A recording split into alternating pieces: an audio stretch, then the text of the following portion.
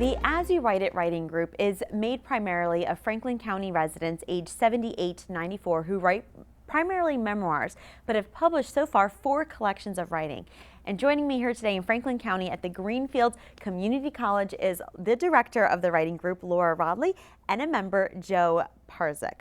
So we're going to start with you, Laura. These seniors are hard at it, writing away. Where did the group come from? How long have they been in existence? Well, they're rebels because they go driving in the snow, and I think maybe I should call and say we should cancel. No, they say, no, you're not allowed to cancel.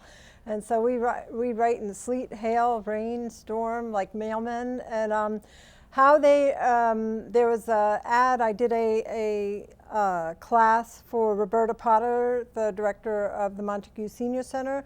It was called Love Letters, and it was to go along with the play that was happening at the time. And then everybody that came to do the love letters liked it so much she wanted to have a group.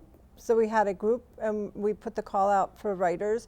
And then it turned out a lot of the writers that came had already been writing before with a woman named Anna Viadero. And so they kind of knew each other, and then we had other people too.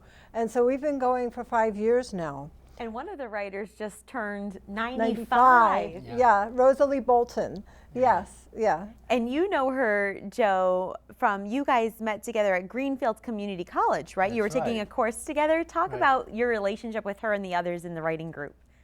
Oh, well, just friends, and we have this thing in common, but we also have our individual lives. So it's a great relationship. It gets us out, and we really look forward to it. And as Anna says, nothing can keep us from going.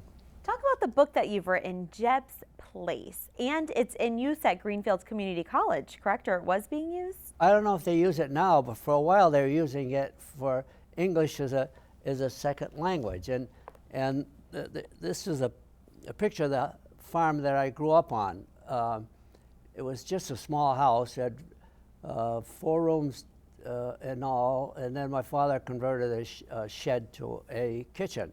And there were a dozen kids living there, and there were 2 bedrooms for the 1 bedroom for girls, 1 bedroom for boys, and it was wall-to-wall kids. We had no electricity or running water, and we, in fact, we walked to school barefoot in the summer months because my father didn't want us wasting shoe leather. Gotcha. Wow, that's so amazing. And these stories, Laura, the members are they've published memoirs, they've published other collections of writing. Talk about the different books they've written. All right, well, in the group, we are, actually now we're working on volume 4, but so far we had a booklet in volume 3 it's called As You Write It, a Franklin County Anthology, and so their stories are in here. Some of Joe's stories about making radio signals out of crystals are in here, and then other people in their bridal gowns and bridal or being married is in here.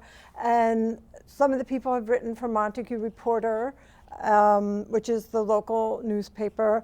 And then I sent the manuscript to, I've sent stories in this manuscript out, and so the people have actually been paid beyond getting their own book published. They've been paid for their stories, and it's just a lot of fun. It seems that these seniors, they're right in Franklin County. They're writing not just about their lives growing up, but also Franklin County themselves. Talk about the impact that this is having on them. Instead of just kind of sitting back and taking it easy during retirement, they're out there, like you mentioned earlier, just working as hard as ever before. Does it kind of keep them young at heart, you feel? I believe so. Lillian said so, for keeping us young at heart. That's what she said actually in a card at the end of the last semester, more or less at the end of last year. And she's writing a whole history of Montague. She's treasurer of the Montague Historical Society, and so she's going through all the documents that are in the Montague Historical Society and making stories out of them, as well as her own story of her, the Whitneys, I believe, coming across and walking with oxen to here. So they're all just everybody comes like fired up to write the story that's on their mind today. And there's a lot of history. Yes. Joe, talk about what it means to be able to put your thoughts and memories into paper and have it published. What does that mean to you? Well, it's nothing really new because I started when I was 17 in the paratroops in Japan. And So you've been doing this for a while. yes. Do you have any plans to give it up, or are you going to do it for the next 20, 30 years? Well, the reason I didn't go into writing as occupation is because it didn't pay well, and construction paid a whole lot better. And so I even though I had an excavating business, I ran heavy equipment during the day, and in the evening I would write, and I wrote for the Springfield Union, or Springfield Republican now, when they had a Yankee, Franklin magazine, and then I wrote for Yankee magazine as well, and one of those stories wound up in it was reprinted in Reader's Digest. It was about my mother's gasoline washing machine, and that's in that Jeff's place. Yep. And they, Reader's Digest ran that in English, French, and Braille, and in large print. But what I enjoy about writing is that I can get on construction jobs because I put on a white hard hat, a safety vest, and I walk in with a camera and a notebook, and they usually mistake me as someone from OSHA. So I take some pictures, and then when they discover that I'm a reporter, they say, "Get the hell off the job." And I tell the superintendent that it's too late. I've already got some incriminating pictures, and if I publish them, he's going to be in deep doo-doo because it's going to cost him big bucks in fines from OSHA. So then I say, if you want to cooperate, I'll say nice things about you, and I won't publish anything that'll hurt you.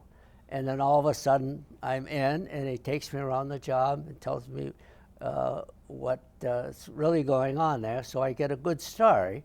And I use that for the local paper, Montague Reporter, and then I also run that, I recycle that through Hard Hat News, which pays a whole lot better. Well, I can tell that you're a troublemaker in your old age, so I can't imagine what it was like when you were younger, and you're still continuing on making trouble by writing. But we're so happy to hear that you guys are doing something in your retirement. That's great. What a wonderful news to spread to other people your own age too. Joe Parzych and Laura Rodley from As You Write It Writing Group joining me here in Greenfield Community College. Thank you so much for talking to me today. You're very welcome.